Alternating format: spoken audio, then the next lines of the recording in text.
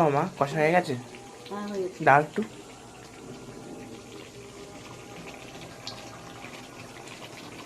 Guys দেখো কেমন লাল লাল একদম, গরম গরম সেই। বেশি বেশি ঝোল করবে না, হ্যাঁ। কষা কষা করে। হ্যাঁ, একটু ঝাল দাও।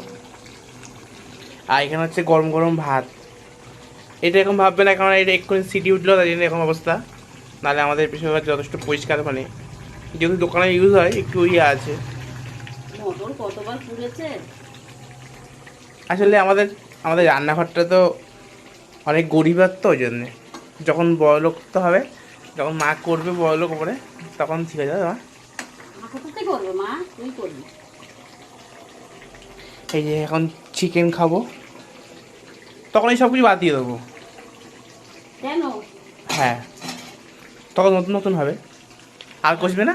এই লাগবে না কলারটা, হ্যাঁ হ্যাঁ। তো কথা নাই।